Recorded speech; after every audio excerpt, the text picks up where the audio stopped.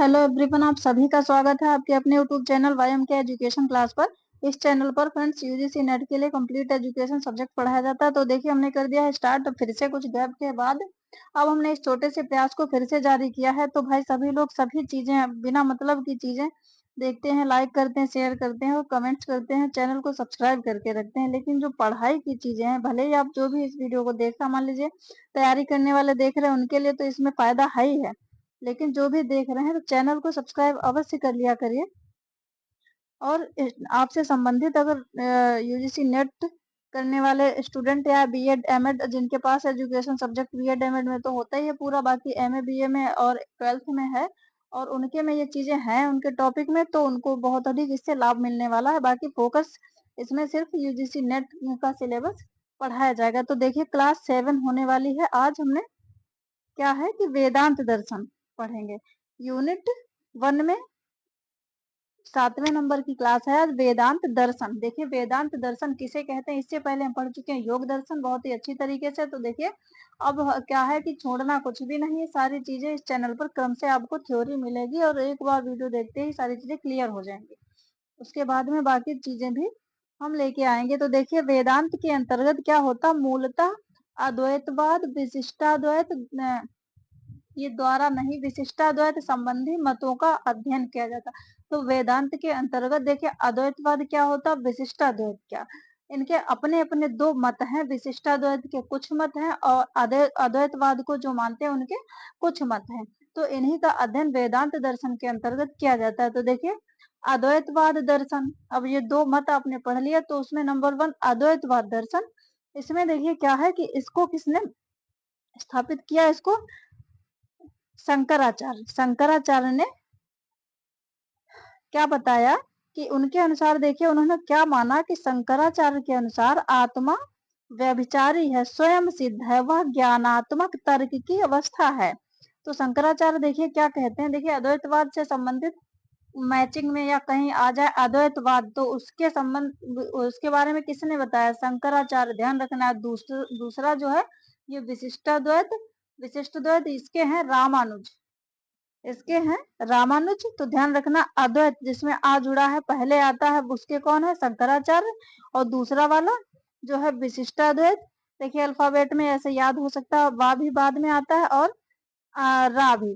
तो विशिष्टाद्वैत के हैं रामानुज। ये भी यहाँ से भी कहीं से भी किसी प्रकार से प्रश्न हो सकते हैं, तो इसलिए ये छोटी छोटी चीजें भी मालूम होना जरूरी। तो ये क्या कहते हैं, देखिए शंकराचार्य कहते हैं कि शिक्षा केवल ज्ञान प्राप्ति का साधन ही नहीं है, यह व्यक्ति के मनोगत क्या, देखिए ईर्ष्या, द्वेष, क्रोध, मोह, आसक्ति और सत्य आदि दोषों का उपनयन कर उसके मन को प्रसन्न, स्वच्छ और शांत करती है। तो उन्होंने कहा है कि शिक्षा से सिर्फ केवल ज्ञान ही प्राप्त नहीं किया जा सकता।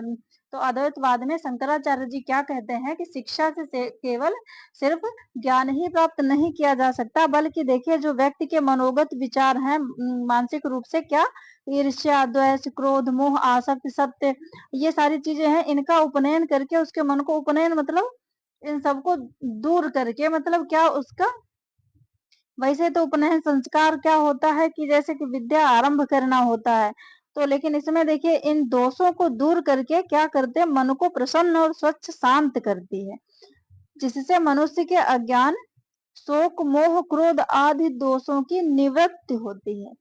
तो वह शिक्षा है। तो ये है मनुष्य के मन में ये ईर्ष्या, दोष, क्रोध, लोभ, मोह, ये सारी चीजें, असत्य, सत्य, ये सब चीजें हैं। तो इन दोषों को दूर करके क्या होता है, अज्ञान से मुक्ति मिलती है। तो वही क्या है, शिक्षा है। इन्होंने ऐसा माना है। शंकराचार्य के अनुसार आध्यात्मिक ज्ञान से भिन्न कोई शिक्षा नहीं है। तो ये दर्शन कैसा है, देखिए आस्तिक तो है ही है, तो आध्यात्मिक ज्ञान, तो इन्होंने क्या बताया कि जैसे मान लीजिए भगवान को मानना, सारी चीजें, आध्यात्मिक ज्ञान से अलग शिक्षा कुछ नहीं है। तो शिक्षा क्या है कि वही है जिसमें आध्यात्मिक चीजें बताई जाएं। तो ये इन्होंने माना है। उसके बाद में नेक्स्ट है, देखिए विशिष्ट द्वैत। दूसरा जो पढ़ा था विशिष्ट द्वैत, ये विशिष्ट द्वैत दर्शन को किसने दिया है, रामानुज के द्वारा दिया गया, जो कि हम पहले बता चुके हैं। ये अद्वैत इसलिए है क्योंकि उसमें जगत और जीव को परम ब्रह्म का अंश माना है। तो जब अंश और अंशी की बात करी जाए या ब्रह्मा का अंश मनुष्य को माना जाए तो ऐसी कहीं कोई बात मिले तो ये जो है ये रामानुज का जो विशिष्ट द्वैत दर्शन है वेदांत दर्शन के अंतर्गत, तो उसमें ही ये बात कही, क्या माना गया है, ब्रह्मा का अंश माना गया है। रामानुज के अनुसार देखिए भक्ति का उदय ज्ञान व कर्म से है। रामानुज क्या मानते हैं, देखिए जीव और ईश्वर को अंश और अंशी के रूप में एक मानते हैं।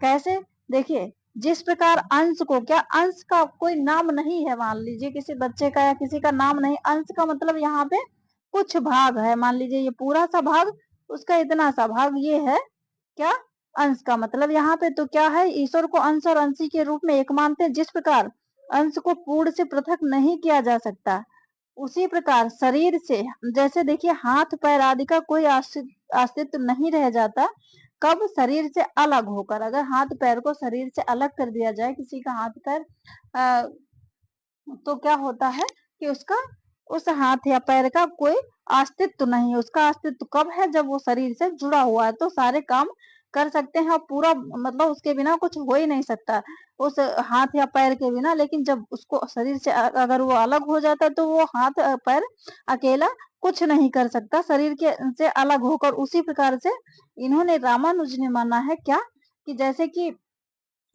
ये मनुष्य जो है ईश्वर का ही एक अंश है, उन्होंने माना है। तो उन्होंने क्या मतलब, कहने का उनका मतलब है, तो जिस प्रकार शरीर से हाथ या पैर को अलग करके उसका अस्तित्व नहीं होता, तो उसी प्रकार अगर मनुष्य या व्यक्ति ईश्वर से अलग हो जाता है, ईश्वर को नहीं मानता, तो उसका कोई अस्तित्व नहीं है, ये कहने का मतलब है इनका। उसके बाद में फिर नेक्स्ट शिक्षण विधियां इसमें क्या कुछ कही गई, देखिए विशिष्टाद्वैत में यथार्थ ज्ञान को विशेष महत्व प्रदान किया गया है।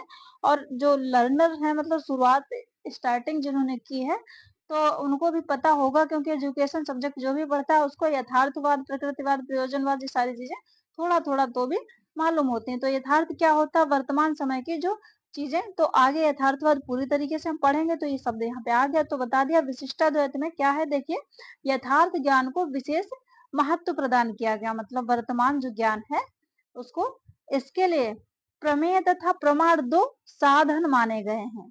प्रमेय का संबंध पदार्थ की समस्याओं तथा उसकी प्रामाणिकता से होता है। तो ये शिक्षण विधियां इसमें ऐसी होनी चाहिए, यथार्थ से संबंधित। गुरु शिष्य की भूमिका क्या, देखिए गुरु द्वारा शिष्य को ब्रह्म ज्ञान के साथ साथ जगत का ज्ञान भी देना आवश्यक है। तो देखिए इसमें पूरी तरीके से रामानुज ने अंश और अंशी की बात कह दी, जो कि अभी भी कह चुके हैं, बता चुके हैं। तो मतलब ब्रह्म ज्ञान ही है वो, मतलब इतना मनुष्य लीन हो जाए भगवान में कि वो अपने आप को, जैसे कि शरीर से हाथ पैर अलग नहीं हो सकता, उसी प्रकार से खुद को ब्रह्मा से अलग ना कर पाए, ये बात तो कही है। उसके साथ साथ इस संसार का ज्ञान देना भी आवश्यक है, तभी शिष्यों को ब्रह्मा की सार्थकता का बोध हो सकता है। तो ये गुरु शिष्य की भूमिका। तो ये आज की ये छोटी सी वीडियो, अगर आपको पसंद आए तो वीडियो को लाइक और चैनल को कर लीजिए सब्सक्राइब, और अपने स्टडी ग्रुप में भी शेयर कर दीजिए फ्रेंड्स। जितना अधिक आप सपोर्ट करेंगे, हम बहुत ही मेहनत से और दिन में कम से कम 3-3 बार वीडियो लेके आएंगे। लेकिन उसके लिए क्या करना होगा कि आप ज्यादा से ज्यादा लोगों तक इस वीडियो को करिए शेयर, और ज्यादा से ज्यादा लोग जब हमसे जुड़ेंगे तो ही हम क्या करेंगे, वैसे तो हम अपना कर ही रहे, लेकिन फिर हम बहुत अधिक बुक से और अपने नोट से, जहां से जितनी इंपॉर्टेंट चीजें हो सकेंगी उतनी हम